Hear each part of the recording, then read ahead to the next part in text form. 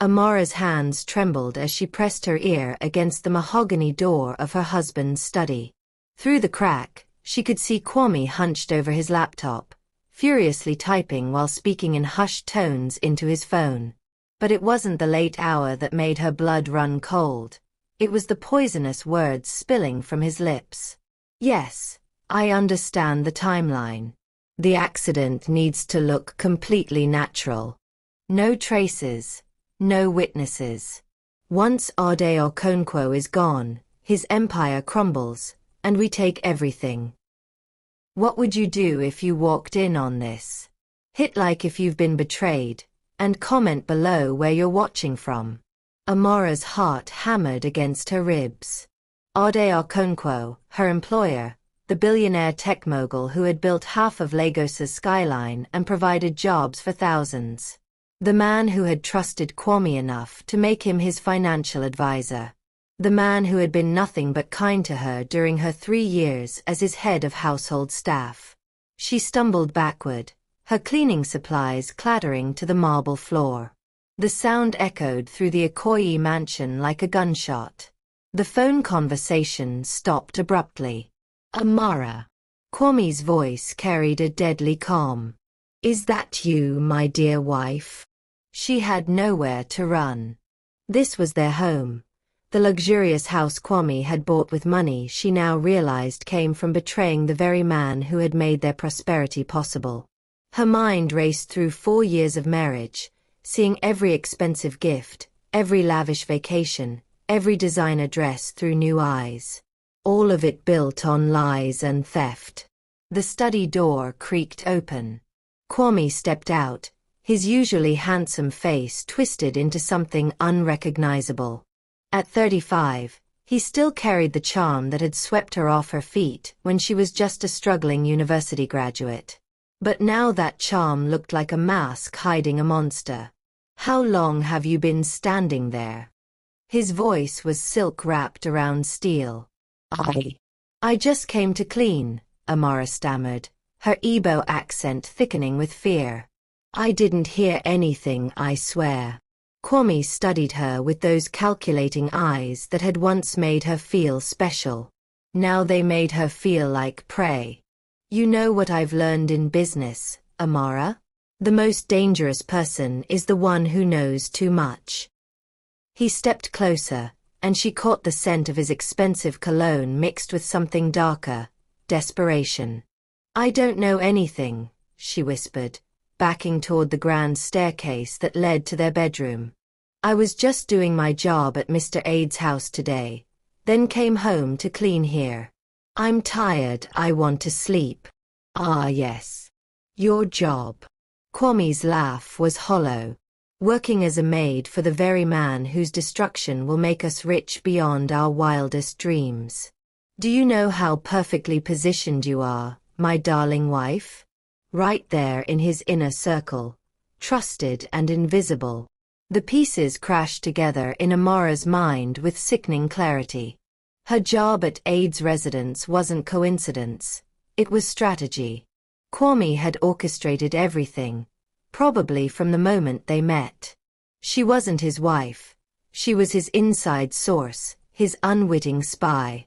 You married me to get close to him, she breathed. I married you because you were perfect for the job. Beautiful enough to catch his attention as a candidate, humble enough that he'd trust you, and naive enough that you'd never suspect your husband's true business. Kwame reached into his jacket and pulled out a small device, a recording pen.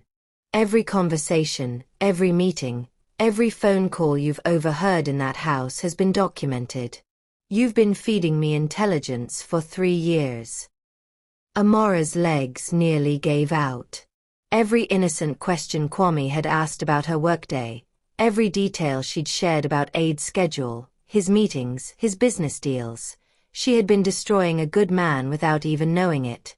I won't let you hurt him, she said, surprised by the strength in her own voice.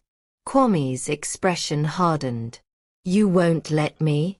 My dear wife, you already have. Tomorrow morning, when Ade Okonkwo's car goes over the 3rd mainland bridge, Remember that you helped plan his route. You told me he takes that path to his early morning meetings. You gave me his schedule. Horror washed over Amara like ice water. Tomorrow was Friday. Ade always drove himself to his 6 a.m. meeting with international investors. Always took the bridge route to avoid Lagos traffic. She had mentioned it countless times, never imagining the deadly use Kwame would make of that information. I'll call him, she said, reaching for her phone. I'll warn him. In one swift movement, Kwame snatched the device from her hands and threw it against the marble floor. The screen shattered into a spider web of broken glass. You'll do no such thing. You'll go to work tomorrow as usual. You'll smile and serve his breakfast and act like the perfect loyal employee you've always been. And when the news comes that tragic accident has claimed Lagos's beloved billionaire, you'll comfort his grieving household and help them through their darkest hour. Amara stared at the man she had loved, had shared her bed and dreams with, and saw a complete stranger. Who are you? I'm the man who's about to become one of the richest in Nigeria. And you, my beautiful wife, are going to help me get there. He moved closer, his hand reaching toward her face in what might once have been a tender gesture. Unless you prefer to share Mr. Okonkwo's fate. The threat hung in the air between them like poison gas. Amara realized with crystal clarity that she had never really known Kwame at all. Their entire marriage had been an elaborate con game, and she had been both mark and unwitting accomplice. But as she looked into his cold eyes, something hardened in her chest. Ade Okonkwo had treated her with more genuine kindness in 3 years than her own husband had in 4 years of marriage. He had paid for her mother's surgery when she couldn't afford it. He had given her bonuses during festivals and holidays. He had trusted her with his home, his privacy, his life. She would not let Kwame destroy him. I understand, she whispered, letting tears flow down her cheeks. I'll do whatever you want. Kwame smiled, and for a moment looked like the man she'd fallen in love with. I knew you'd see reason. We're a team, remember? Till death do us part. As he turned to go back to his study, probably to finalize the murder plot, Amara made a decision that would change everything. She had 6 hours until dawn, and somehow, she would find a way to save Ade Okonkwo's life. Even if it meant destroying her own. Don't forget to like, subscribe, and turn on notifications for more gripping stories like this. What do you think Amara should do next? Comment below. At 4:30 a.m., Amara stood in her kitchen, hands shaking as she prepared what might be her last cup of tea. Through the window, Lagos was beginning to stir. Early commuters starting their journeys, street vendors setting up their stalls, the city slowly awakening to a day that would end in tragedy if she couldn't stop it. Kwame slept peacefully upstairs, his phone charging on the nightstand next to detailed notes about Ade's morning routine. She had memorized every word while he showered. Bridge approach, 6:15 a.m. Curve near Tafawa Balewa Square. Brake failure, steering lock. Untraceable. The mechanical precision of it made her sick. She had spent the sleepless hours trying to find a way to contact Ade without alerting Kwame's associates. But every plan crumbled under scrutiny. His landline was monitored. Kwame had mentioned installing listening devices months ago under the guise of security upgrades. His personal security team reported to Kwame as head of his financial advisory. Even his closest friends and family members had been systematically isolated through Kwame's manipulation. Ade Okonkwo, for all his wealth and power, was completely alone. Except for her. Amara dressed in her usual work attire, a simple blue dress and comfortable shoes for the long day ahead. In her purse, she tucked the only weapon she could find, a small kitchen knife, more symbolic than practical. If Kwame's plan went wrong and she was discovered, at least she could defend herself. The drive to Aid's Banana Island mansion took 30 minutes through the quiet pre-dawn streets. She used her key to enter through the service entrance, as she had every workday for 3 years. But today, everything felt different. The familiar hallways seemed narrower, the shadows deeper. Aid's morning routine was clockwork precise. 5:30 a.m. workout in his home gym, 6 a.m. shower, 6:15 a.m. departure for his meeting. She had exactly 45 minutes to figure out how to save his life without getting them both killed. She found him in the gym, running on his treadmill while watching the morning news. At 52, Ode maintained the physique of a man 20 years younger.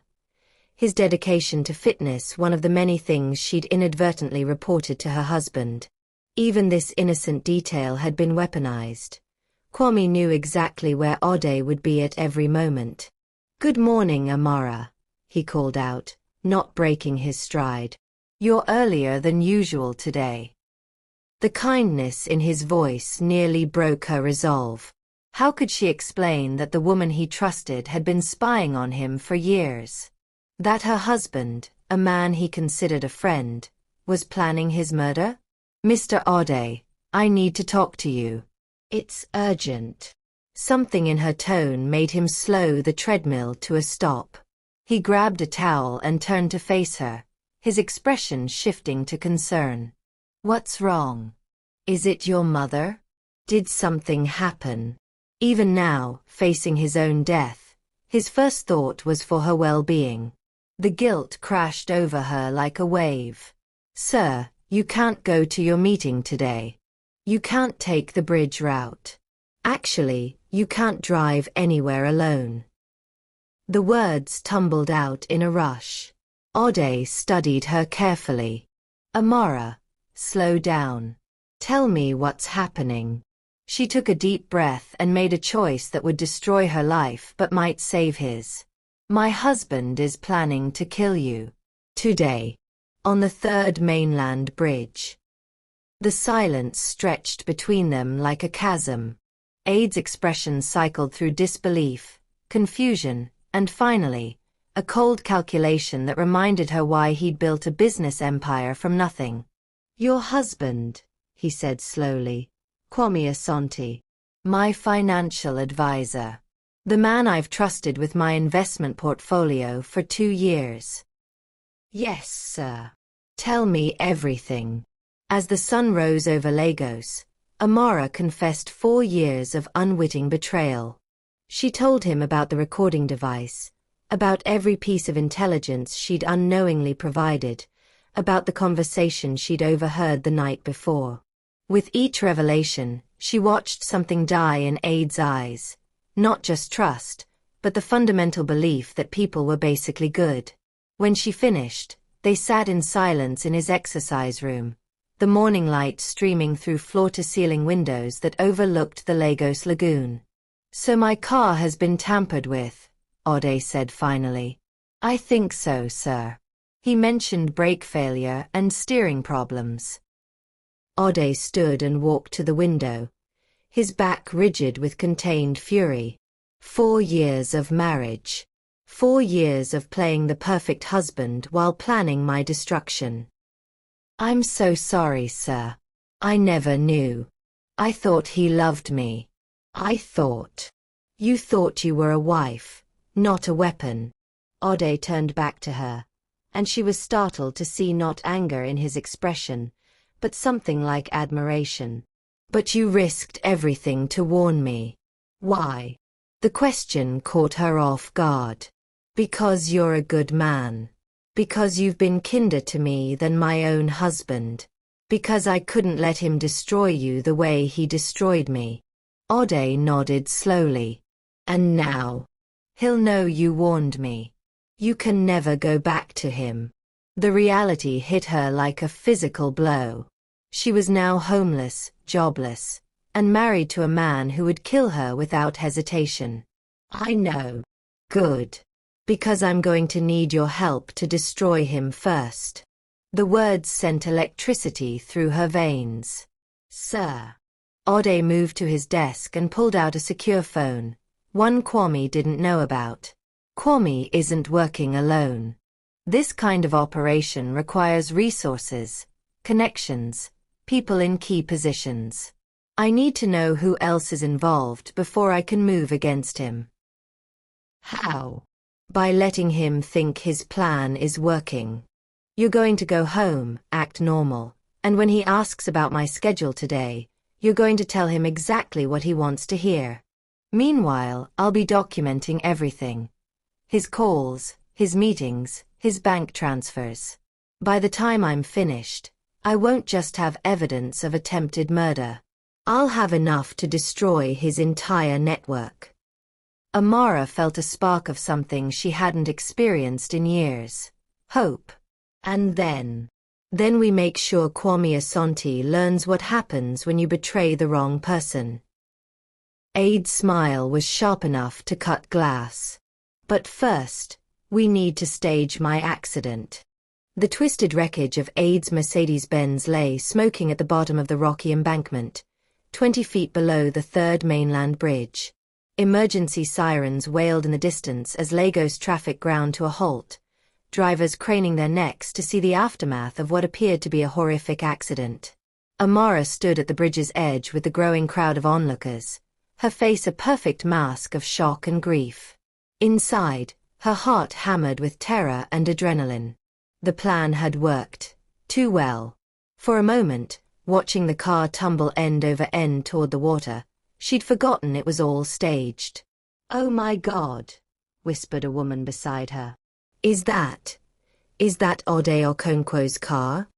The murmur rippled through the crowd like wildfire. Nigeria's beloved tech billionaire, the man who'd brought thousands of jobs to Lagos, apparently dead in a freak accident. Amara pulled out her phone, the replacement Kwame had bought her that morning, complete with tracking software, and dialed his number with trembling fingers. "Kwame, something terrible has happened," she sobbed into the phone, loud enough for nearby people to hear. "Mr. Ode, his car went off the bridge. I think he's dead." The pause on the other end lasted exactly 3 seconds, long enough for Kwame to process that his plan had succeeded, short enough to maintain the illusion of surprise. "What? Are you serious? Where are you right now?" "I'm at the bridge. I was coming to work early and saw the emergency vehicles. His car is completely destroyed." She let genuine tears flow, though they weren't for Ode. They were for the death of her marriage, her life, everything she believed about love. "Stay there," Kwame commanded. "I'm coming to get you. You shouldn't be alone right now." As she hung up, Amara caught her reflection in her phone's black screen. The woman staring back looked fragile, devastated. Exactly what Kwame expected to see. What he didn't know was that 50 feet away, hidden in the abandoned drainage tunnel they discovered during their planning, Ode Okonkwo was very much alive and recording every word. The staged accident had been his idea, a way to draw out all of Kwame's co-conspirators while giving them time to gather evidence. The Mercedes had been filled with sandbags and sent over the bridge by remote control, its supposed occupant safely hidden below. But watching it happen, Amara had realized the true cost of their deception. Everyone would believe Ode was dead.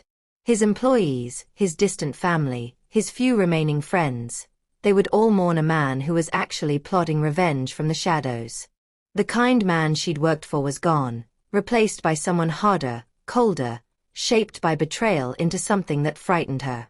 Kwame arrived within 20 minutes, playing the role of concerned husband to perfection.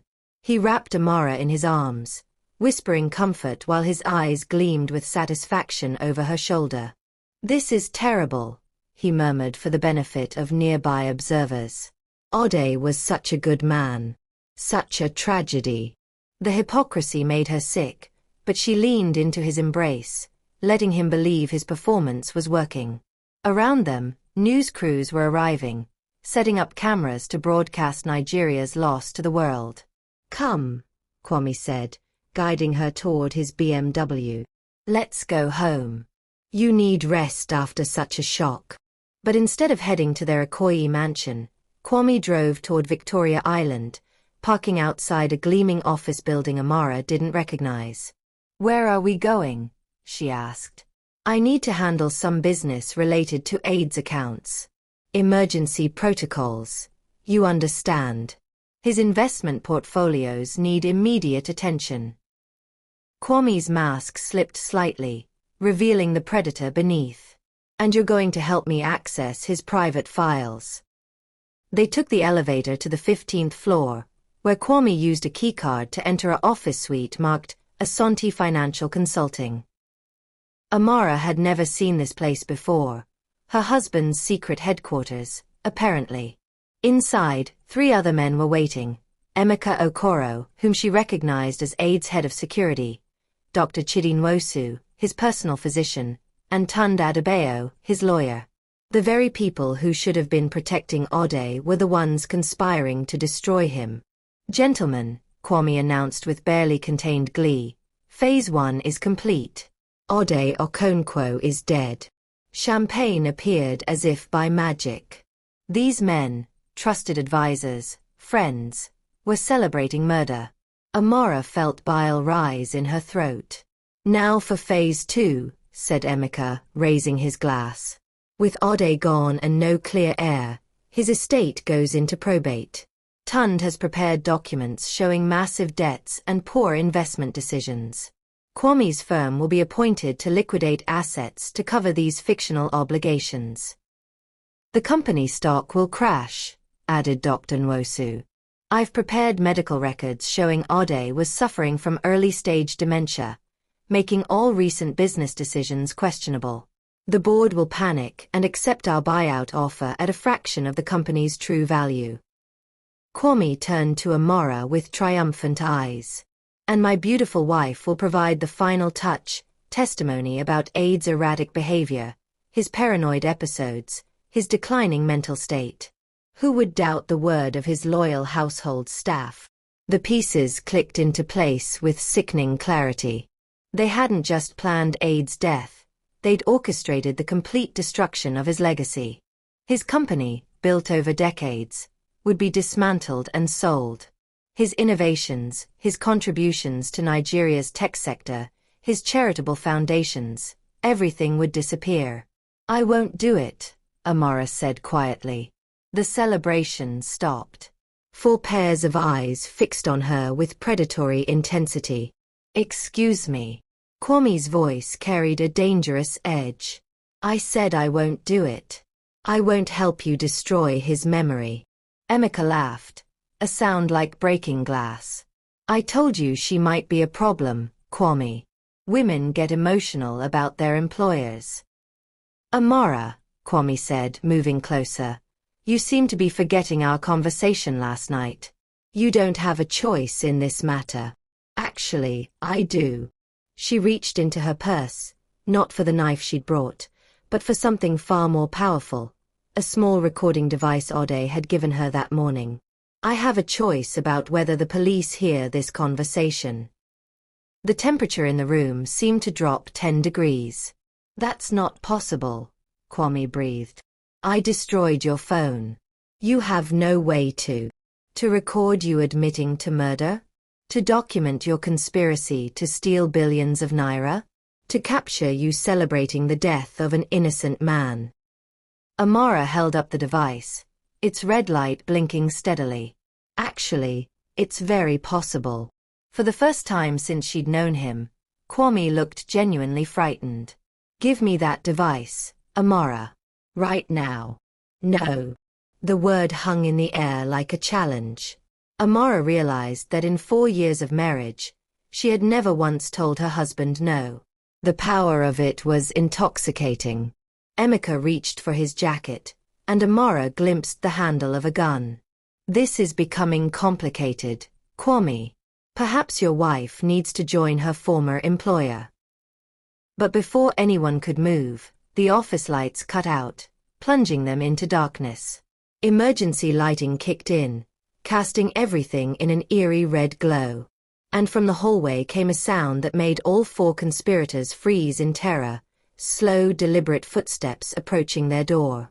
The footsteps of a dead man walking. The footsteps stopped directly outside their door. In the emergency lighting, Amara could see the terror on her husband's face as he stared at the frosted glass panel. A shadow moved behind it, the unmistakable silhouette of a tall man. "That's impossible," Dr. Nwosu whispered, his face pale as parchment. "I saw the car go over the bridge myself. No one could have survived that crash." Kwame moved toward the door, his hand shaking as he reached for the handle. "It's just security. Building security checking on the power outage." But they all knew it wasn't. The shadow was too tall, too familiar. Amara bit back a smile as she recognized the psychological warfare Ode had planned. Nothing was more terrifying to guilty men than the return of their victim. 3 sharp knocks echoed through the office. "Open the door, Kwame," came a voice from the hallway. Cold, measured, unmistakably alive. "We need to talk." Tund stumbled backward, knocking over his champagne. "This is not possible. This is not happening." Emeka had drawn his gun, pointing it at the door with both hands. "It's a trick. Someone's playing games with us." "Open the door," the voice repeated, "or I'll have my associates do it for you."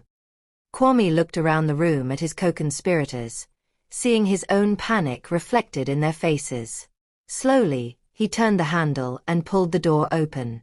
Ode Okonkwo stood in the hallway, very much alive, flanked by 6 men in dark suits. His clothes were dusty, his face grim, but his eyes burned with a fury that made the room feel smaller. "Surprise," he said simply. Dr. Nwosu fainted, crashing to the floor in a heap. Tund began hyperventilating, clutching his chest. Emeka kept his gun trained on Ode, but his hands shook so violently he could barely aim. "You're dead," Kwame breathed. "I watched your car." "You watched a car go over a bridge," Ode corrected, stepping into the office.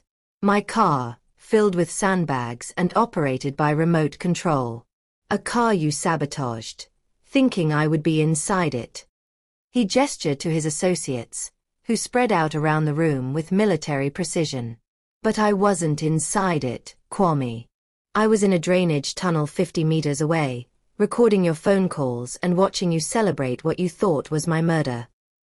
Amara felt a surge of admiration mixed with fear. This wasn't the kind man she'd worked for. This was someone harder, colder, shaped by betrayal into a weapon. "The recording device my wife carries?" Ode continued, nodding toward Amara. "It's been transmitting everything to Lagos State Police for the past 30 minutes. Every word of your confession, every detail of your conspiracy, every admission of guilt." As if summoned by his words, the elevator chimed in the hallway.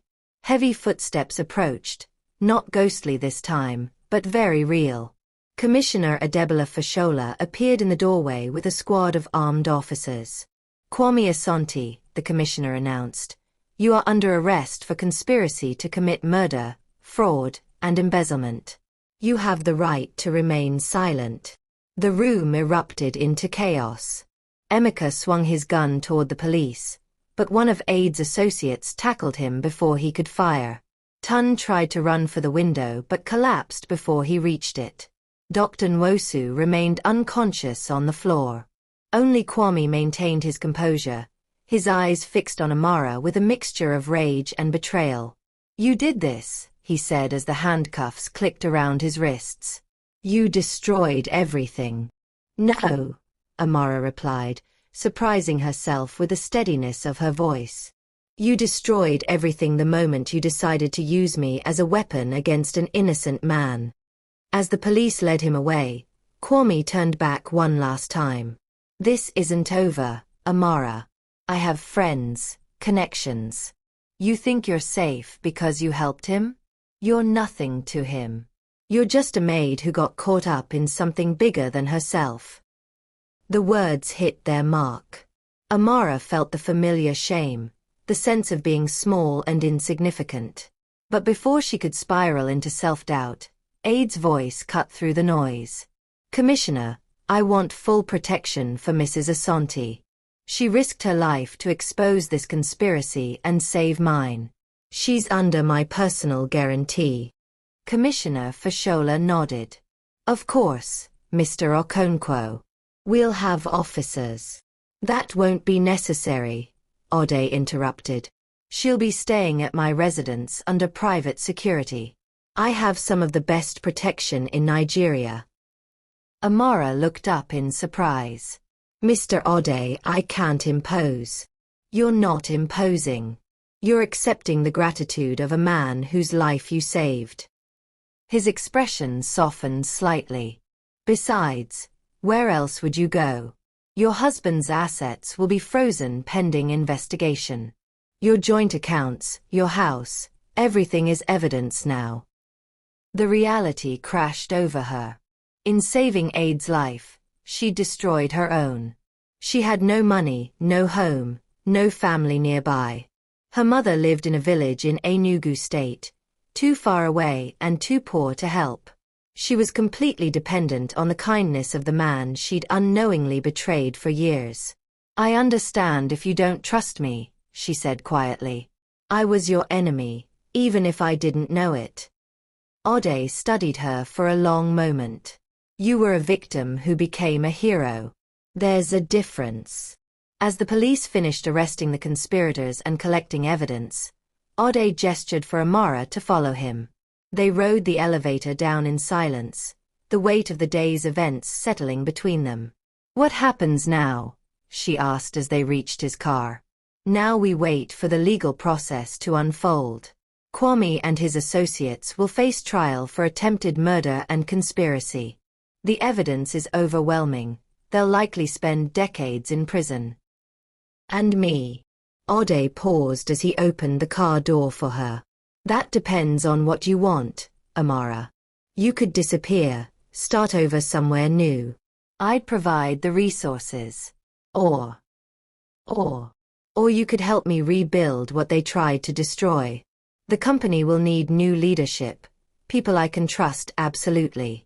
People who've proven their loyalty under the most difficult circumstances. Amara stared at him. You're offering me a job? After everything. I'm offering you a choice. The same choice you gave me this morning when you decided to save my life instead of protecting your marriage. As they drove through Lagos toward his Banana Island mansion, Amara realized her old life was truly over. Kwame would go to prison, their marriage was destroyed, and she would probably never see their shared home again. But for the first time in years, she felt something unexpected. Freedom. She was no longer anyone's weapon. No longer anyone's unwitting spy. She was just herself, with choices to make and a future to build. But as they pulled into Aid's compound, she noticed a black SUV following at a distance. When Aid's security gates closed behind them, the SUV parked across the street, its occupants watching. Mr. Ode, she said quietly, I think we're being followed. He glanced in the rearview mirror and his jaw tightened. It appears Kwame's friends aren't ready to give up yet. What dangers await Amara and Ode? Comment your predictions below and don't forget to subscribe for the next chapter. The attack came at 3 a.m. Amara jerked awake in the guest bedroom to the sound of shattering glass somewhere in the mansion. She'd been having nightmares about Kwame's cold eyes, about twisted metal and burning cars. But this sound was real. Too real. Her heart hammered as she heard multiple sets of footsteps moving through the house below. These weren't Aid security guards. She knew their patterns after 3 years. These steps were stealthier, more purposeful. Hunters, not protectors. She grabbed her phone from the nightstand and started to dial Aid's number, but stopped when she heard a voice in the hallway outside her room. Check every bedroom. The girl is here somewhere, and we need her alive. The boss wants to send a message. Amara pressed her back against the door, mind racing. Kwame's associates, the ones who hadn't been arrested, were here for revenge. Or maybe they needed to silence her before she could testify at his trial. Through her window, she could see the black SUV from earlier parked in the compound. Somehow, they'd gotten past Aid's security, which meant either his guards were compromised or they were already dead. The door handle turned slowly. Amara didn't wait to find out which. She bolted for the bathroom, locking the door behind her just as her bedroom door burst open. Through the thin wall, she could hear at least 2 men searching her room, their voices carrying clearly. "She's not here. Check the balcony. Maybe she went out the window. Boss said she might try to run." Girls smarter than her husband gave her credit for. Amara looked around the bathroom desperately. No windows. No other exits. She was trapped. But then she remembered something from her years working in this house. A service panel in the wall that led to the laundry chute. It had been installed when the house was built to send linens down to the basement laundry room. It would be tight, and the drop was significant, but it was her only option. As quietly as possible, she pried open the panel and squeezed into the narrow chute. Behind her, she heard the bathroom door being kicked in, followed by angry cursing when the men found it empty. The slide down was terrifying, a dark, vertical tunnel that seemed to go on forever. She tried to control her descent by pressing her hands and feet against the walls, but the metal was too smooth. She tumbled the last few feet, landing hard on a pile of laundry in the basement. Pain shot through her ankle, but she bit back a cry. She was in the basement of Aid's mansion, a level most people didn't even know existed. This was where the real security equipment was housed, along with an emergency communication center. If she could reach the panic room Ode had shown her during her first week of work. She limped through the basement corridors, using her phone's flashlight to navigate. The silence was eerie. Where were Aid's guards? His security team? The mansion felt abandoned, as if everyone had simply vanished. Then she heard it, a low moan coming from the security office. She found Chief Adebayo, Aid's head of security, tied to a chair with blood streaming down his face. His eyes widened when he saw her. "Amara," he whispered urgently. "You need to get out of here. They have Mr. Ode." Ice flooded her veins. "What do you mean they have him?" "They broke in through the service entrance. Someone gave them the codes. They killed 2 of my men and took Mr. Ode. I heard them talking. They're taking him to some warehouse in Apapa." Amara's hands shook as she untied his restraints. "Why? Kwame's in jail. The conspiracy is exposed. What more do they want?" "Revenge," Chief Adebayo said grimly. "And money. With Mr. Ode dead, they think they can still salvage their plan. Make his death look like retaliation for betraying them." As she helped him stand, Amara heard footsteps on the basement stairs. The intruders had found the laundry chute. "There's another way out," Chief Adebayo whispered. "Emergency tunnel that leads to the generator house. From there, you can escape to the street." "What about you?" "I'll hold them off. Buy you time." He pulled a gun from his desk drawer with a grimace. "You need to call the police. Tell them what happened." "I'm not leaving you. You have to. You're the only witness who can testify against these people. If you die, they win." The footsteps were getting closer. Amara could hear voices, angry and impatient. Find her. She couldn't have just disappeared. Chief Adebayo pushed her toward a hidden panel in the wall. "Go. Now." And Amara, he grabbed her arm, his grip urgent. "Don't trust anyone. Someone on the inside helped them get in here. Someone Mr. Ode trusted." The panel opened to reveal a narrow tunnel that smelled of earth and dampness. Amara crawled through it as gunshots erupted behind her. She bit back a scream and kept moving, tears streaming down her face. Another good man was dying because of her involvement in this nightmare.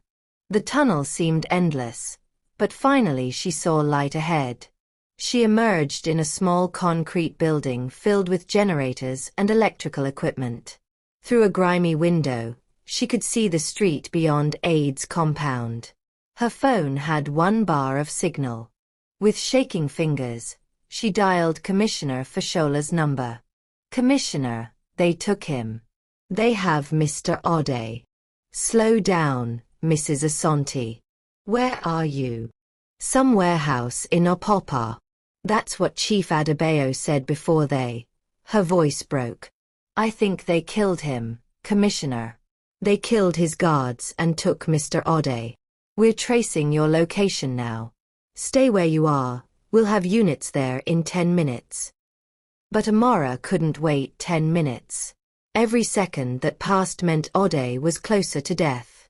And unlike the staged accident on the bridge, this time there would be no clever plan to save him. She thought about what he'd said in the car, that she could disappear, start over somewhere new with his help.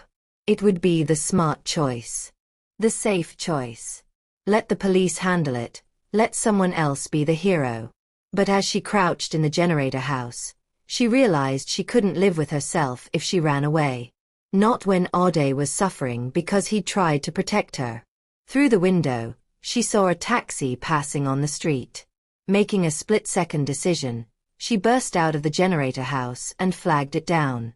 "Apapa," she told the confused driver. "I'll pay double if you get there fast." As the taxi sped through Lagos's late-night streets, Amara tried to think like Kwame would think. Where would his associates take Ode? Somewhere isolated, where screams wouldn't be heard. Somewhere they could dispose of a body without witnesses. The warehouse district in Apapa was perfect. Dozens of abandoned buildings, minimal security, easy access to the harbor for disposing of evidence. "Stop here," she told the driver when they reached the industrial area. She paid him and watched the taillights disappear into the darkness. Now she was truly alone. The warehouses loomed around her like sleeping giants. Most were clearly abandoned, their windows broken and doors hanging open. But one building showed signs of recent activity. Fresh tire tracks in the dirt, a faint light visible through blackened windows. She approached carefully, her injured ankle throbbing with each step. Through a crack in the wall, she could see inside. Ode was tied to a chair in the center of the vast space. His face bloody but his eyes alert. 3 men stood around him. She recognized one as Ibrahim Musa, Kwame's business partner who'd managed to avoid arrest. "You cost us everything," Ibrahim was saying, his voice echoing in the empty space. "Billions of naira, years of planning, all ruined by your little maid." "She's not my anything," Ode replied calmly. "She's her own person who made her own choice. A choice that's going to get you both killed." Ibrahim nodded to one of his companions, who produced a jerry can. The smell of petrol filled the air. "We're going to burn this place down with you in it. Make it look like you staged your own death to avoid prosecution, then tried to disappear but had an unfortunate accident." Amara's mind raced. She had no weapon except the small knife in her purse, no backup, no plan. 3 armed men against 1 injured woman. The odds were impossible. But then she remembered something Chief Adebayo had taught her during security training. Sometimes the best weapon is the thing your enemy doesn't expect. She pulled out her phone and began recording, then called the emergency services line and left the line open.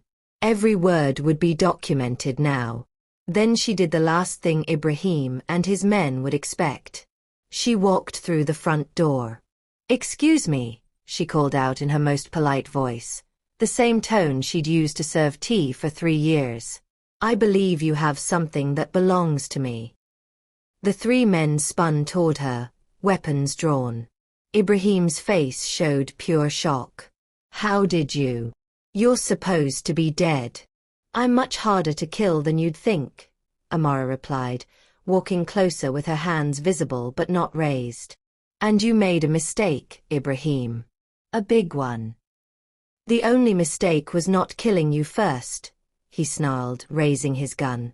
The mistake was thinking I came alone. The warehouse lights blazed on, revealing Lagos State Police tactical officers positioned throughout the building. Commissioner Fashola's voice boomed through a megaphone. Drop your weapons. You're surrounded. In the chaos that followed, shouting, gunfire, confusion, Amara threw herself toward Aid's chair, using her body to shield him as bullets flew overhead. Are you insane?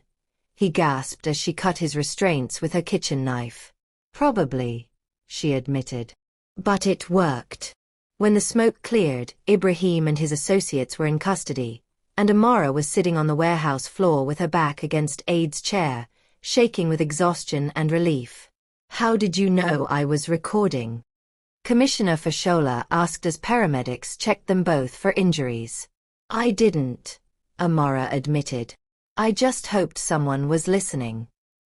Ode looked down at her with something between admiration and exasperation. You could have been killed.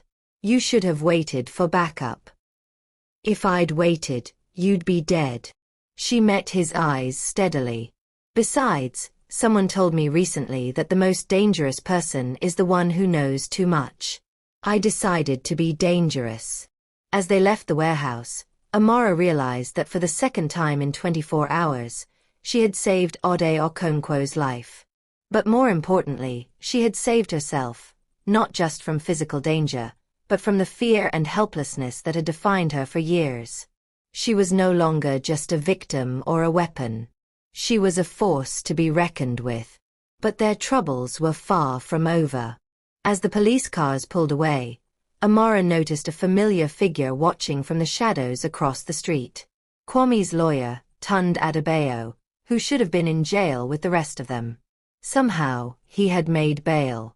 And the look in his eyes promised that this war was far from finished. Can Amara and Ode finally find peace? Or are there more betrayals waiting in the shadows? Hit that subscribe button and let me know in the comments what you think happens next. The courtroom was packed with journalists, curious onlookers, and Aid's employees who had come to support their boss. After 2 weeks of investigation, Kwame's trial was finally beginning.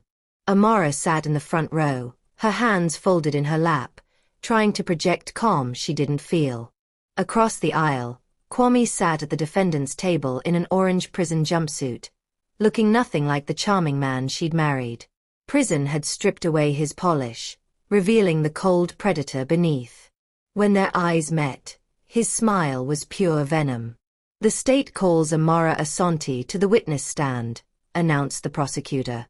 Every step toward the front of the courtroom felt like walking through quicksand. This was it, the moment she would publicly destroy her husband and admit to 4 years of unwitting betrayal. The prosecutor, Mrs. Folake Adeyemi, was a sharp-faced woman known for her ruthless cross-examinations. Mrs. Asante, please tell the court about your marriage to the defendant. Amara looked at the packed courtroom, then at Kwame, then at Ode sitting in the gallery. His encouraging nod gave her strength. I thought I was married to a man who loved me, she began, her voice steady. I was wrong. For the next hour, she detailed everything. The recording device, the intelligence gathering, the night she'd overheard Kwame planning murder. With each revelation, she watched her husband's facade crumble.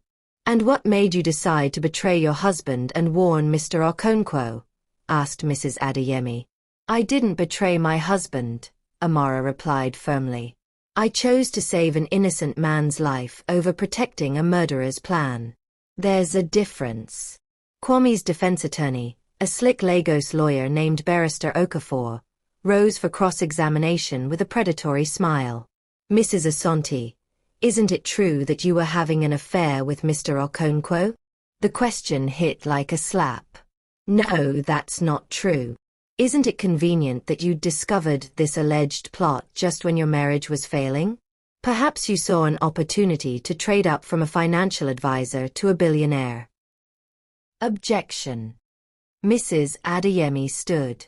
Irrelevant and inflammatory. Sustained, ruled Justice Adebola. The jury will disregard. But the damage was done. Amara could see doubt creeping into some faces in the jury box. Barrister Okafor had planted a seed, that she was a gold digger who had framed her husband to steal his wealthy client. Mrs. Asante, Barrister Okafor continued, how much money has Mr. Okonkwo given you since these alleged events? He's provided housing and security because my life was threatened. How much money? Amara's throat felt dry. I don't know the exact amount. Would you say it's more than your husband's annual salary? Possibly.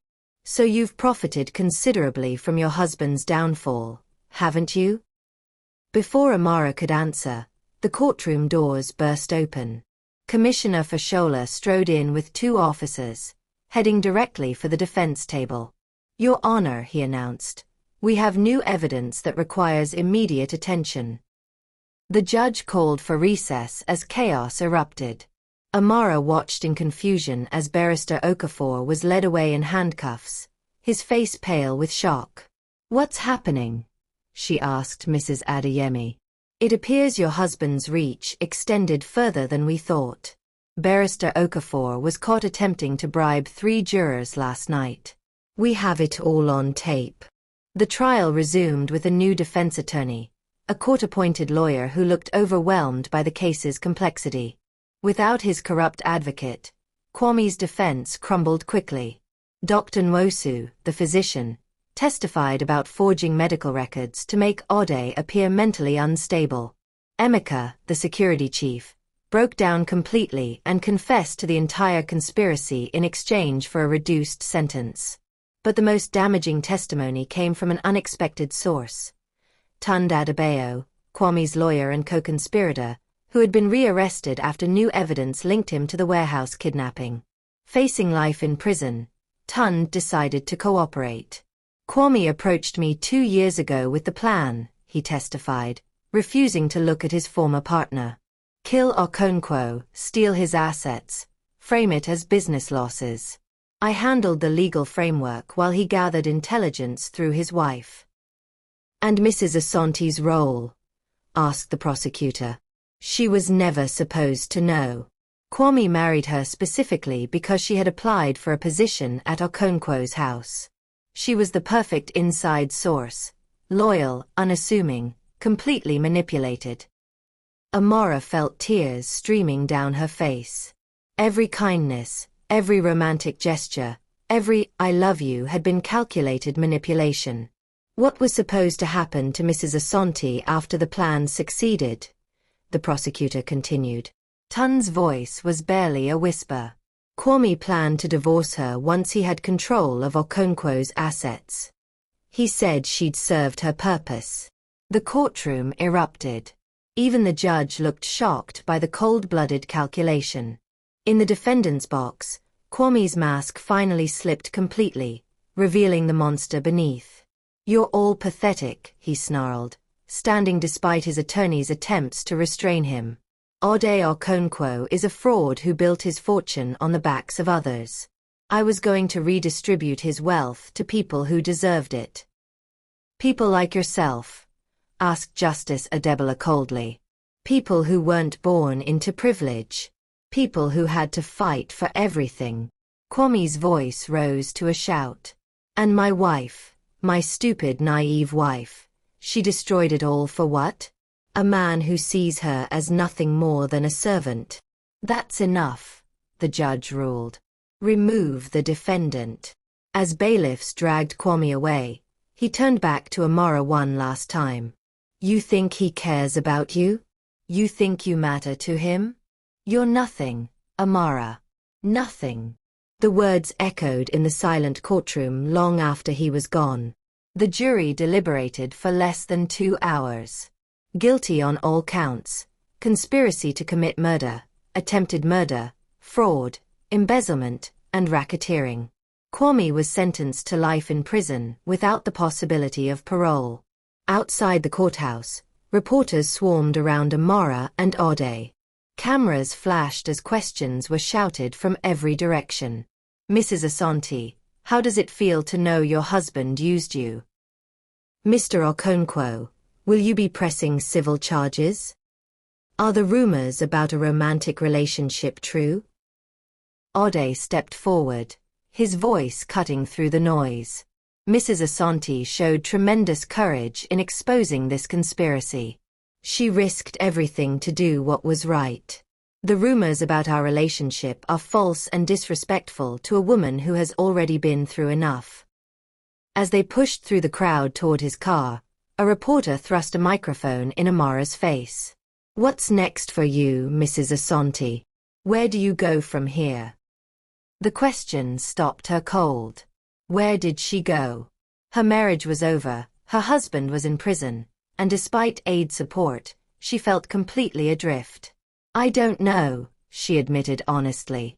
But as they reached the safety of Aid's car, he turned to her with an expression she couldn't read. Actually, he said quietly, I have a proposal. If you're interested. Before she could ask what he meant, his phone rang. The caller ID made his face go rigid. It was someone from the prison. Kwame had escaped during transport back to his cell. And according to the guards, his last words were, "Tell my wife I'm coming home." What do you think Aid's proposal is? And how will they handle Kwame's escape? Drop your theories in the comments and smash that subscribe button for the next chapter. The safe house was a modest apartment in Surulere, far from the luxury Amara had grown accustomed to. For 3 days, she had been confined here with 2 police officers while a manhunt spread across Lagos. Kwame had vanished like smoke, leaving behind only threats and the promise of revenge. Ode arrived at sunset with groceries and news, looking exhausted from coordinating the search efforts. The weight of responsibility, for his company, his employees, and now for Amara's safety, was taking its toll. Any word? Amara asked, though his expression already provided the answer. Nothing. It's like he disappeared completely. Ode set down the bags and rubbed his temples. But we did find something disturbing at one of his safe houses. He pulled out a manila folder filled with photographs, pictures of Amara leaving work, shopping at the market, visiting her mother in Enugu. Some were dated from before their marriage. He was stalking you long before you met, Ode said quietly.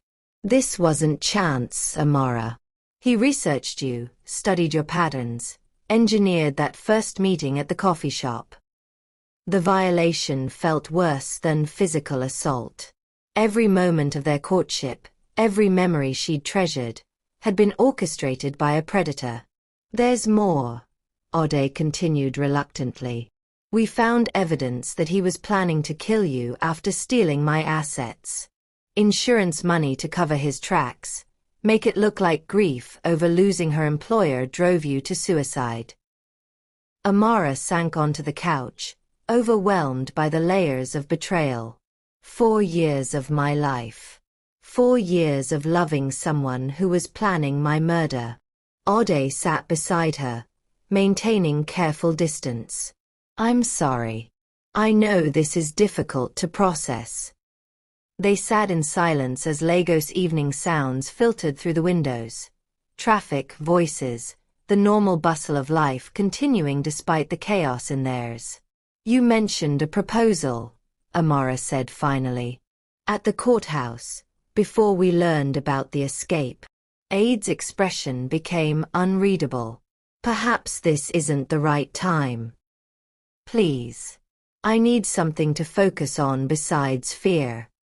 He stood and walked to the window, looking out at the street below. My company needs restructuring. After Kwame's betrayal, I can't trust anyone in my inner circle. I need someone completely loyal, someone who's proven themselves under impossible circumstances.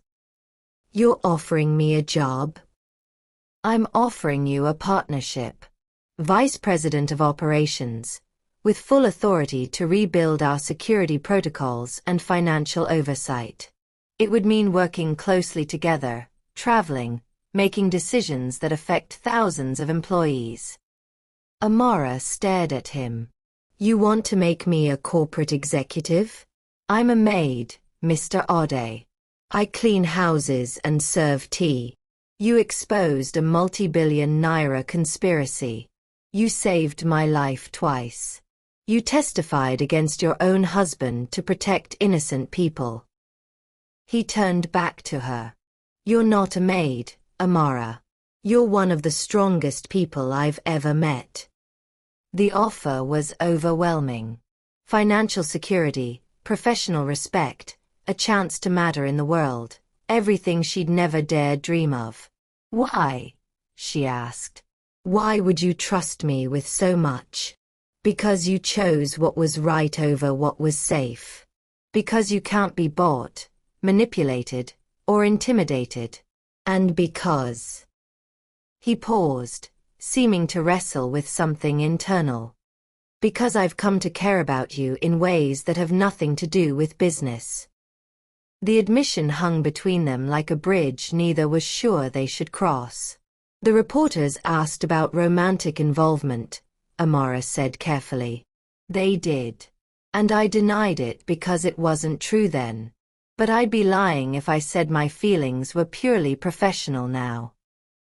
Amara's heart raced. Mr. Ode. Ode. Just Ode. Ode, you're my employer. You're wealthy and powerful. And you're the woman who saved my life.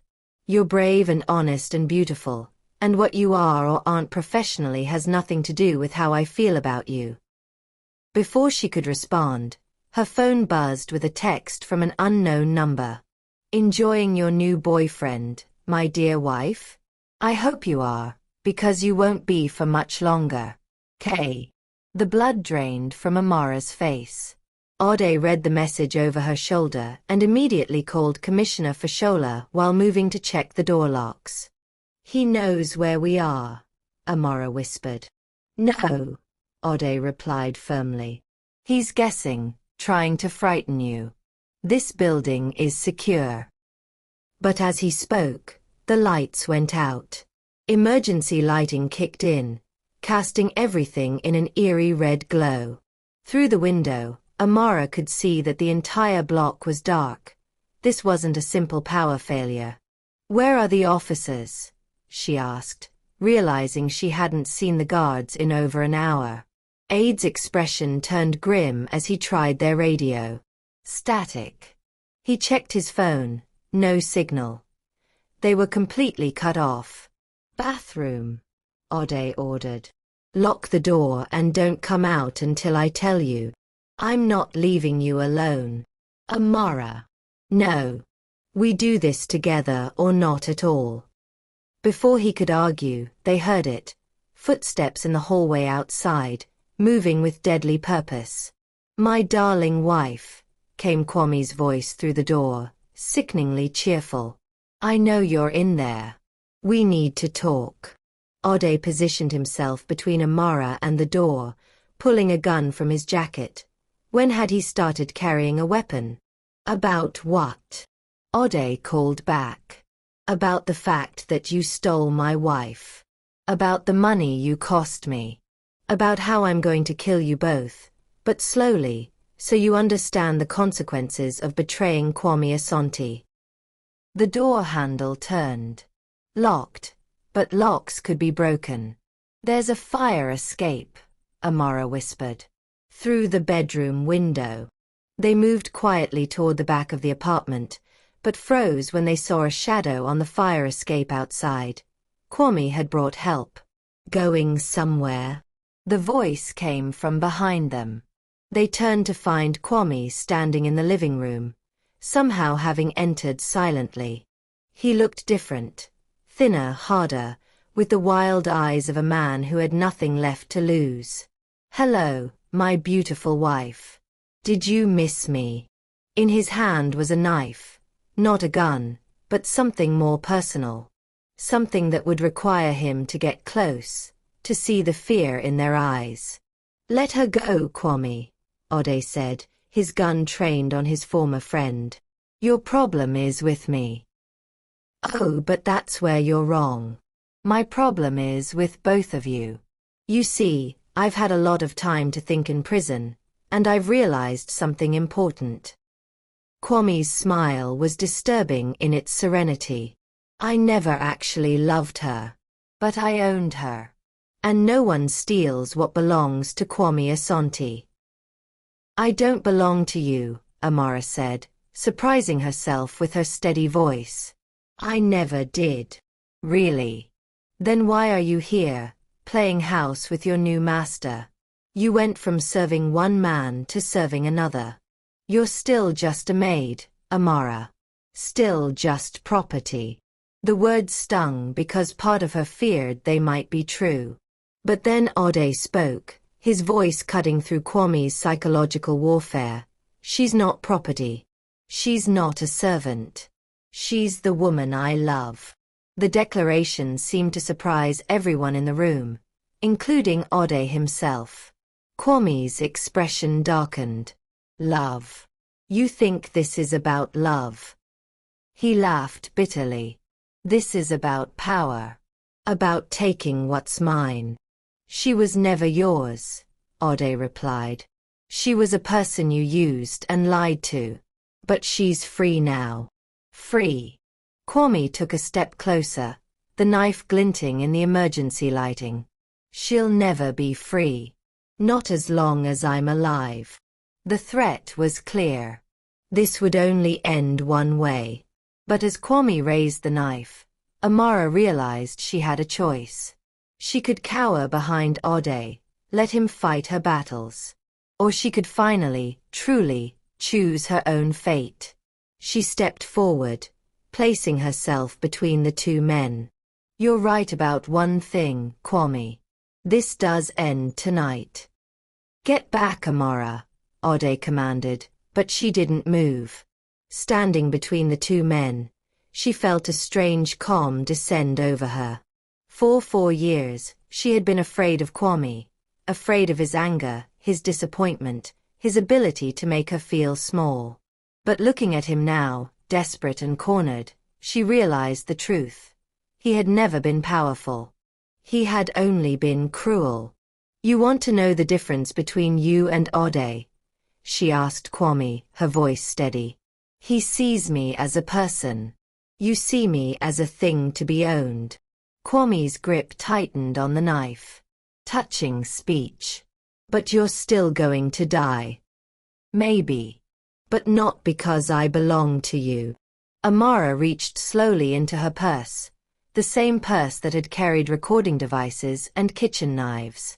Because unlike you, I came prepared. She pulled out a small canister, pepper spray Commissioner Fashola had given her during their first safe house briefing. Kwame laughed. You think that little toy will save you? No, Amara replied. But it will slow you down long enough for this. She sprayed directly into Kwame's eyes, then dove sideways as he screamed and slashed blindly with the knife. But instead of running, she rolled toward the coffee table where Aid's briefcase sat open. Inside was something she'd noticed earlier but hadn't fully processed, a panic button connected to private security. She slammed her palm down on the red button just as Kwame, vision clearing, lunged toward her with renewed fury. Ode tackled him from behind, and they crashed into the wall. The gun went flying, skittering across the floor. Both men were strong, but Kwame fought with the desperate fury of a cornered animal. You ruined everything. Kwame screamed, trying to get the knife pointed at Aid's chest. I was supposed to be rich. I was supposed to matter. You were supposed to love your wife, Ode grunted back, struggling to control the blade. They rolled across the floor, knocking over furniture. Amara watched in horror as the knife came dangerously close to Aid's throat several times.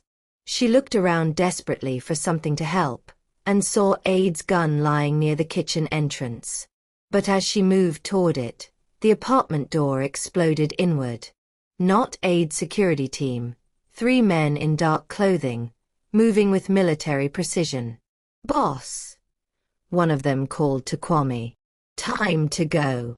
Kwame's remaining associates had found them. The newcomers immediately began firing, forcing Amara to dive behind the couch. Ode broke free from Kwame and rolled behind the kitchen counter as bullets shattered windows and tore through walls. "Take them both alive," Kwame shouted.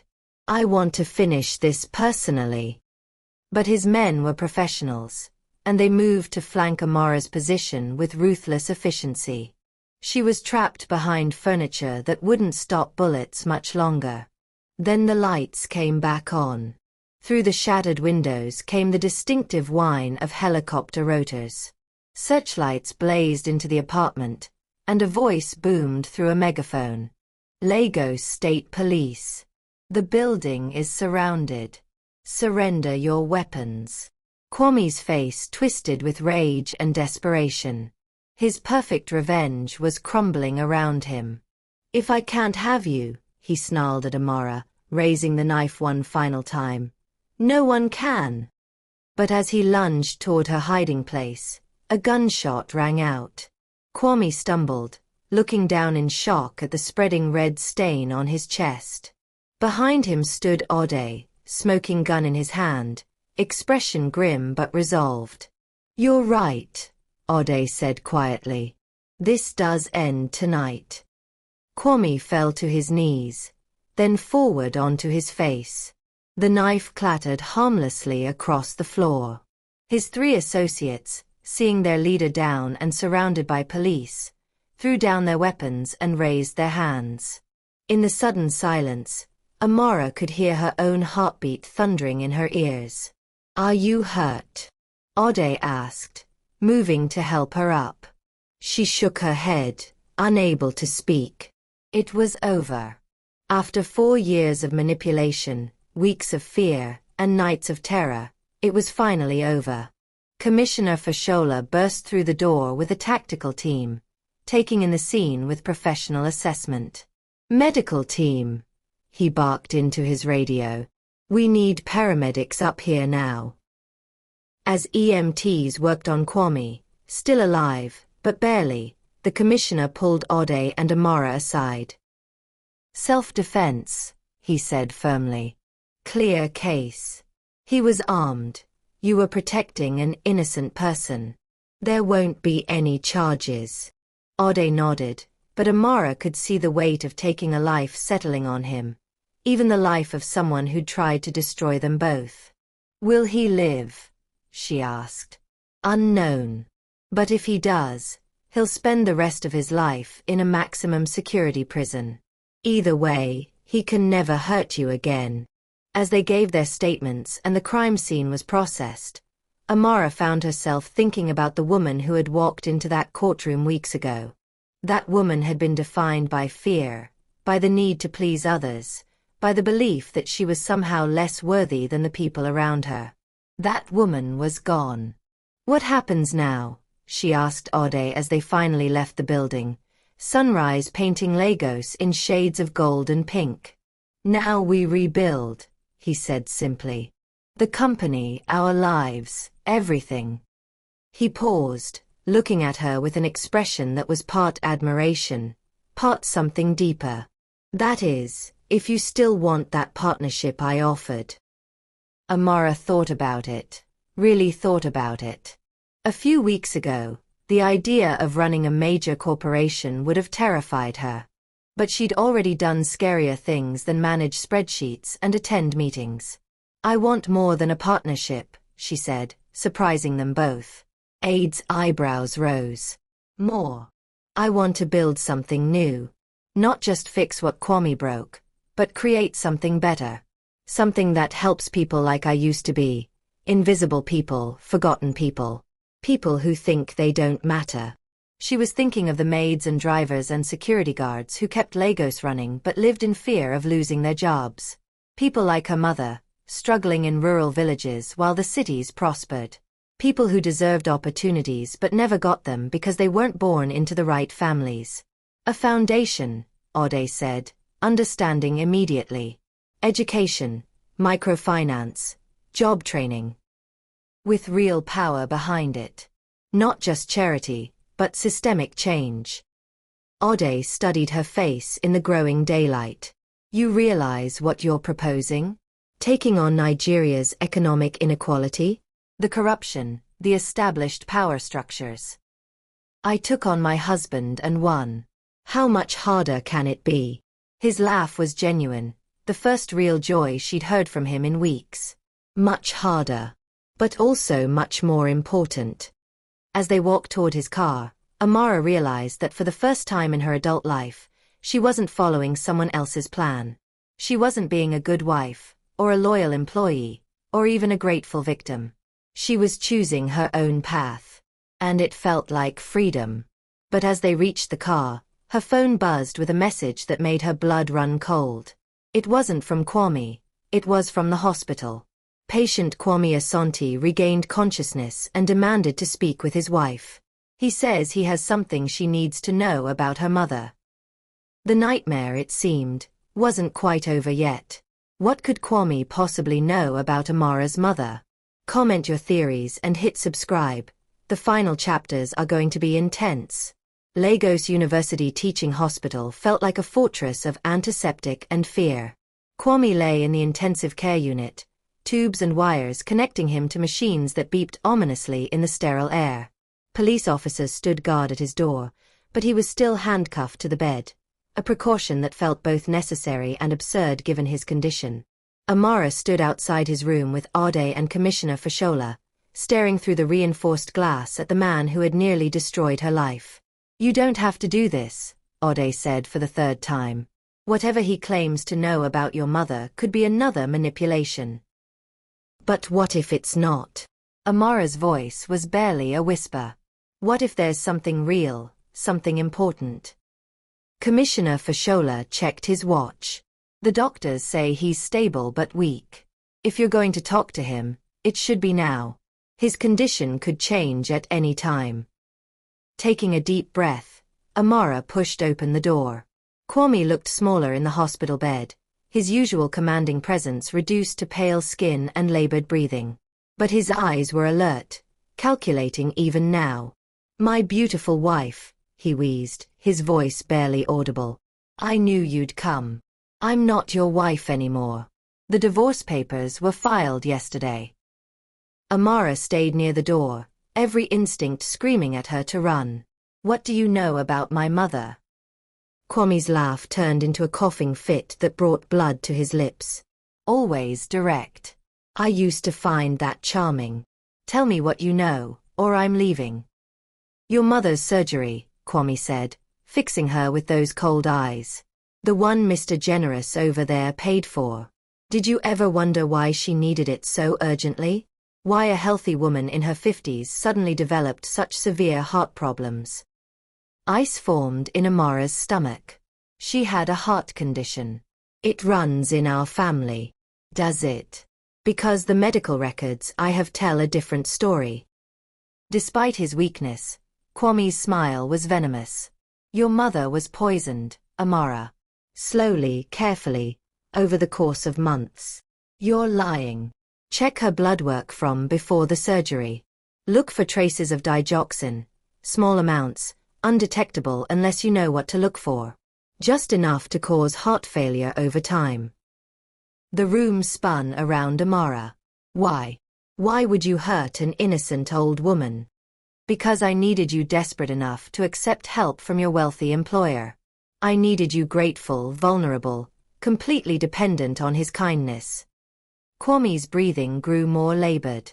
Your mother getting sick meant you had to work longer hours, take on more responsibilities, get closer to Aid's inner circle. You monster. The words came out as a whisper. She almost died. But she didn't. And her recovery created the perfect bond between you and Ode. He became your hero, your savior. It made you even more useful as a source of information. Amara's legs gave out, and she collapsed into the bedside chair. Everything, her mother's illness, the surgery, even her gratitude to Ode, had been orchestrated by this man she'd shared a bed with for 4 years. There's more, Kwame continued, seeming to gain energy from her anguish. The village doctor who first diagnosed her condition? He was paid to misread her symptoms, to recommend the most expensive treatment in Lagos instead of simpler remedies that would have worked just as well. Dr. Okafor, Amara breathed. He said she needed immediate surgery or she would die. Dr. Okafor has a gambling problem and significant debts. Very easy to manipulate. Kwame coughed again, blood speckling his lips. But the beautiful irony is that Ode actually saved her life, just not in the way either of you thought. The monitors around Kwame began beeping more urgently. His blood pressure was dropping, his heart rate erratic. Why are you telling me this? Amara asked through her tears. Because I want you to know that every good thing in your life was built on my manipulation. Every moment of happiness, every feeling of gratitude, every emotion that led you to betray me. All of it was part of my plan. You're wrong, Amara said, standing up with sudden resolve. You may have created the circumstances, but you didn't create the choices. I chose to save Ode because it was right. I chose to testify against you because you're evil. And I choose now to walk away from your poison forever. Kwame tried to speak again, but the machines around him began alarming loudly. Nurses rushed in, pushing Amara aside as they worked to stabilize him. He's going into cardiac arrest, one of them announced. Get the crash cart. Amara watched from the doorway as they fought to save the life of the man who had spent years destroying hers. Part of her wanted him to die, to finally be free of his influence forever. But a larger part, the part that made her who she was, hoped they would succeed. Not because he deserved to live, but because she refused to let him turn her into someone who wished for death. After 20 minutes of frantic medical intervention, the machines settled into steady rhythms. Kwame was alive, but unconscious and unlikely to wake up again anytime soon. Will he recover? Commissioner Fashola asked the lead doctor. Too early to tell. The next 48 hours will be critical. As they left the hospital, Amara felt Aid's eyes on her. She knew he had questions about what Kwame had revealed, but she wasn't ready to discuss it yet. I need to call my mother, she said simply. They drove to Aid's office in silence. While he handled urgent business calls, Amara sat in his conference room and dialed her mother's number with shaking hands. Amara, my dear. How are you? I saw on the news about your husband's trial. Her mother's voice sounded strong, healthy, so different from the weak, frightened woman who had been rushed to Lagos for emergency surgery just months ago. Mama, I need to ask you something important. Before you got sick, did anyone new come to the village? Any new doctors, or visitors, or people asking about our family? There was a pause. Now that you mention it, yes. A young man came around, said he was doing a health survey for the government. Very polite, asked lots of questions about family medical history. He even brought some vitamins, said they would help prevent heart disease. Vitamins, Amara repeated, her heart sinking. Yes, I took them faithfully for months. He said they were very expensive, but free for families in rural areas as part of a government program. The final piece of Kwame's puzzle clicked into place. He had poisoned her mother slowly, systematically, using her trust and desire to stay healthy against her. Mama, I need you to come to Lagos immediately. There are some medical tests you need, and I'll explain everything when you get here. Is something wrong? Yes, Mama. But we're going to fix it. After ending the call, Amara sat staring at her phone for a long time. When Ode finally entered the conference room, she looked up at him with eyes that held both devastation and determination. He poisoned my mother, she said simply. Everything that brought us together, everything that made me grateful to you. It was all his manipulation from the beginning. Ode sat across from her, his expression careful. Does that change how you feel? About what happened between us? The question cut to the heart of everything. If their entire relationship was built on Kwame's manipulation, was anything between them real? I don't know, Amara admitted. I need time to figure out where his influence ends and my genuine feelings begin. Ode nodded slowly. I understand. And I want you to know, whatever you decide about us personally, the job offer stands. You've proven yourself beyond any doubt. Even if I was an unwitting accomplice in your near destruction, especially because of that. You know better than anyone how these manipulations work, how to spot them, how to stop them.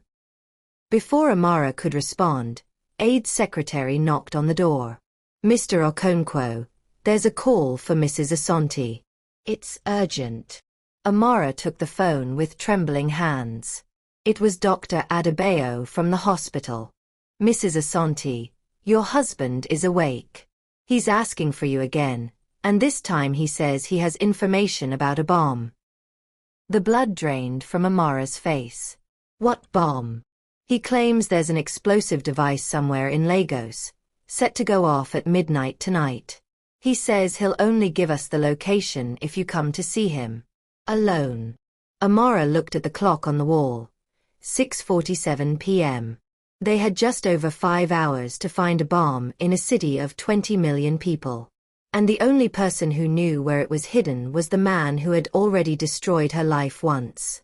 This time, Kwame held not just her future in his hands, but the lives of countless innocent people. The bomb squad had turned Aid's office building into a command center. Maps of Lagos covered every surface, marked with potential targets. The National Theatre, Murtala Muhammad International Airport, the Central Business District, Lagos Island's financial towers. Commissioner Fashola coordinated search teams while Ade worked his network of contacts. But with 5 million buildings in Greater Lagos, they were looking for a needle in a haystack. The clock on the wall read 9:23 p.m. 2 hours and 37 minutes until midnight. He's playing games, Commissioner Fashola said for the 10th time. Psychological warfare. There might not even be a bomb. There's a bomb, Amara said quietly from where she sat reviewing Kwame's known associates. He's had months to plan this final revenge. If he can't have what he wants, he'll destroy as much as possible. Her phone rang. The hospital again. Mrs. Asante, your husband is asking for you. He says if you're not here in 1 hour, he stops talking permanently. Amara looked around the room at the controlled chaos. Police officers, bomb technicians, government officials all working frantically to prevent a disaster that might already be unavoidable. I'm going, she announced. Absolutely not, Ode said immediately. It's obviously a trap. Of course it's a trap. But it's also our only chance to save people. She stood, gathering her purse with steady hands. How many people work in Lagos's major office buildings? How many families live in the apartment complexes? How many children will be sleeping when that bomb goes off? Commissioner Fashola stepped forward. We can force him to talk. Enhanced interrogation techniques. He's dying. Physical pain won't motivate him now. Amara moved toward the door. But his obsession with controlling me might. Then I'm coming with you, Ode said. No. He specified alone, and we can't risk him shutting down completely. She paused at the door, looking back at the man who had become so important to her. But I need you to promise me something. Anything. If this goes wrong, if I don't make it back, finish what we started. Build that foundation we talked about. Help people who can't help themselves. Before Ode could protest, she was gone. The hospital corridors felt endless as Amara walked toward the ICU. Her mind raced through possibilities, strategies, ways to get the information without giving Kwame what he wanted. But deep down, she knew there was only one currency he would accept. Her complete submission to his will one final time. She found him awake and alert, despite the machines surrounding his bed. Someone had cleaned the blood from his face, and for a moment he looked almost like the charming man she'd married. My beautiful wife. I knew you'd come. Where's the bomb, Kwame? Straight to business? How cold you've become. He gestured weakly to the chair beside his bed. Sit with me. Like old times. Amara remained standing. Tell me where it is, or I leave right now. You'll leave, and thousands of people will die. Their blood on your hands because you couldn't swallow your pride for one conversation. His smile was weak but still managed to be unsettling. Sit. Please. Against every instinct, Amara sat. Better. Now, let me paint you a picture of what happens at midnight. The device is located in one of Lagos's most crowded areas. Somewhere families gather, where children play, where people feel safe and happy. Where? First, I need something from you. An admission. I'm not playing games, Kwame. Not a game. Truth.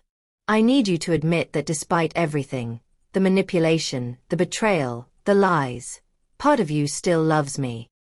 The request was so unexpected that Amara nearly laughed. You're insane. Am I? 4 years of marriage, Amara. 4 years of sharing a bed, building dreams together, planning a future.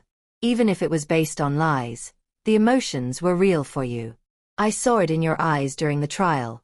Not just anger, but grief. You mourned what we had. She wanted to deny it, but the truth was more complicated. She had mourned, not the man Kwame actually was, but the man she'd believed him to be. Yes, she said quietly. Part of me still mourns the man I thought you were. The marriage I thought we had. But that's not love, Kwame. That's grief for lost innocence. Close enough. His breathing was becoming more labored. The bomb is in Victoria Island. Tafawa Balewa Square. Hidden under the main stage where they're setting up for tomorrow's Independence Day celebration. Amara's blood turned to ice. Independence Day, October 1st. Thousands of families would gather for the celebration. Children's choirs, cultural performances, government officials. The bomb would kill hundreds, maybe thousands. Why there? Because it's where Nigeria celebrates its freedom from colonial masters. And because it's where you and I had our first date, remember? You said it was the most romantic evening of your life. The memory hit her like a physical blow. He was right. Their first official date had been at a concert in that square. She'd worn her best dress, he'd brought flowers, and under the Lagos stars she'd thought she'd found her prince. Now he planned to turn that memory into a mass grave. I've told you what you wanted to know, Kwame continued. Now tell me what I want to hear. What? That you forgive me. That despite everything, you understand I did it all because I loved you in my own way. Amara stared at him in disbelief. You want absolution? You poisoned my mother. You tried to murder an innocent man. You're about to kill hundreds of people. And you want me to forgive you. I want you to understand that everything I did was to make us rich, powerful, important. I wanted to give you the world. You wanted to own the world. There's a difference. Kwame's monitors began beeping more urgently again. His time was running out, and he knew it. The device has a backup timer, he whispered. Even if they find it, they can't disarm it without the code. What code? The date of our wedding anniversary. But reversed, day, month, year instead of year, month, day. Why are you telling me this? Because I want my last act on earth to be saving the woman I loved, even if she'll never love me back. His eyes were growing glassy, unfocused. Maybe that makes up for some of the rest. Amara looked at the man who had destroyed her life, who had nearly destroyed everything good she'd found since, and felt something unexpected. Pity. I don't forgive you, Kwame. But I don't hate you anymore either. I just feel sorry for you. She stood to leave, but his weak voice stopped her. Amara, the foundation you and Ode want to build includes something for people like me. People who had nothing and made terrible choices trying to get something. Maybe if there had been other options. She looked back at him one final time. Maybe there would have been. As she left the hospital, Amara called Commissioner Fashola with the location and disarm code. By the time she reached Aid's office, bomb disposal experts were already at Tafawa Balewa Square. At 11:47 p.m., they found the device exactly where Kwame had said it would be. At 11:52 p.m., they successfully disarmed it using the reversed date code. At 11:56 p.m., Dr. Adebayo called to inform them that Kwame Asante had died peacefully in his hospital bed. At midnight, as fireworks lit up the Lagos sky in celebration of Independence Day, Amara stood on Aid's office balcony overlooking the city she had helped save. "It's over," Ode said softly, joining her at the railing. "Yes. It's finally over." They stood in comfortable silence, watching the celebration below. Families laughed and danced, children chased sparklers, couples held hands under the stars. All of them alive because a woman had chosen courage over safety, truth over comfort. "The partnership offer still stands," Ode said eventually. "I know. And I'm accepting it." Amara turned to face him. "But I have conditions." "Name them." "We start the foundation first, before any other business expansion. Real change for real people, not just charity photo opportunities." "Agreed. And we do this as equal partners. Not boss and employee, not savior and grateful victim. Equals." "I wouldn't have it any other way." Amara looked out over Lagos one more time, the city that had nearly become a graveyard, but instead pulsed with life and hope and possibility. "Then let's get to work. We have a country to help heal." As the fireworks reached their crescendo, painting the sky in brilliant colors, Amara realized that for the first time in her adult life, she wasn't afraid of the future. She had choices now, real choices, and the strength to make them. She was no longer anyone's victim. She was no longer anyone's weapon. She was simply, finally, free. And freedom, she had learned, was the most dangerous thing of all. What an incredible journey. Amara went from victim to hero, from pawn to power player. What did you think of her transformation? Did Kwame get the ending he deserved? Share this story with someone who loves drama, drop a comment about your favorite moment, and don't forget to subscribe to Stories Latino for more gripping tales of betrayal, revenge, and redemption. Which character's story would you like to see next?